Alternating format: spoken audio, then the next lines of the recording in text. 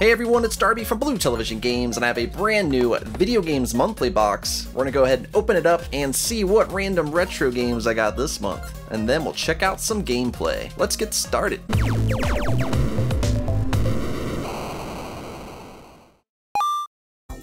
Alright, so the first game in this month's box is an awesome game. It's an N64 game, Diddy Kong Racing.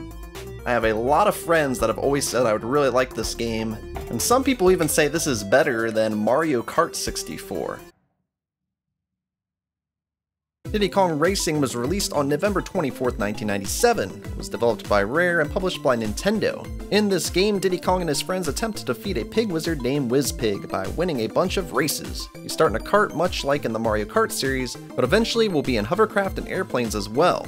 My first time playing the game was a blast. The controls are really solid, and the few tracks I played felt well designed. I can see why this game sold over 4.8 million copies. A sequel was supposed to be released on the GameCube, but sadly was cancelled. This is definitely a sweet way to start off this month's box. I'm excited to see what's next. Up next, we have a Sega Genesis game, and it is Last Action Hero.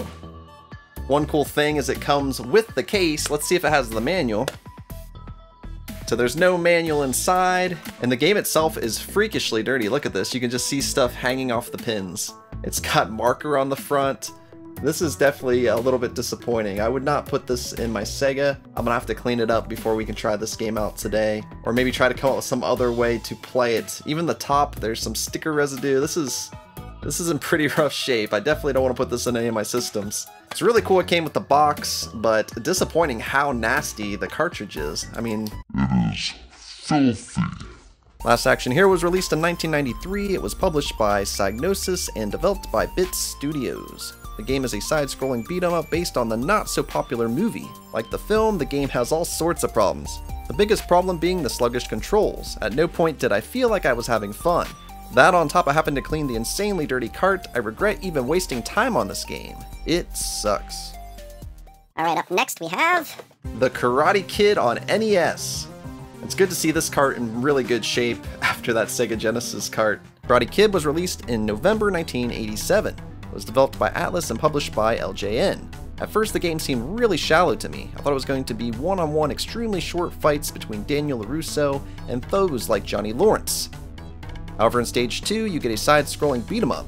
When fighting, you get chances to do crane kicks and drum punches. They're weird in that you seem to do them no matter what and oftentimes waste them. The game is fun but suffers from a really weird jump. It's hard to move because you push up to jump, but it seems super touchy on how you press the button, and it can make jumping over the smallest gap a huge task. One cool feature I liked was a bonus game where I got to break some ice blocks with my fist. Pretty cool.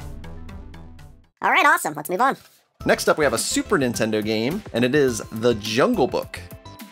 The Jungle Book was released in 1994. It was developed and published by Virgin Games. The game is a 2D platformer in which you must take out enemies, climb vines, swing on vines, and collect power-ups. You complete a level after you find enough gems and then locate an NPC character that will let you finish. The game has super solid controls, and the graphic and animations are very pleasing. I had a lot of fun with my brief time with this game, and I look forward to playing more.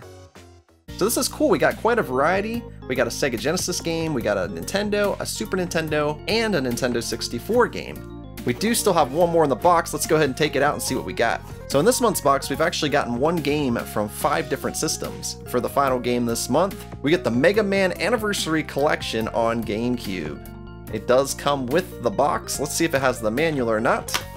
Sadly, no manual, but having the case is always better than just disc only. Drives me crazy to get disc only. Mega Man Anniversary Collection was released on June 23rd, 2004. It was developed by Atomic Planet and published by Capcom. The collection features Mega Man 1 through 8, and also 2 unlockable Mega Man fighting games.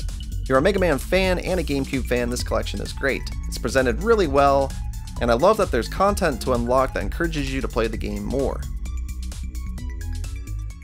Alright guys, that concludes this month's box. Let me know what you think of this month's box in the comments below. Also be sure to give me a thumbs up and to hit the subscribe button if you haven't yet. On the screen now I have a couple other videos from BTG you might enjoy.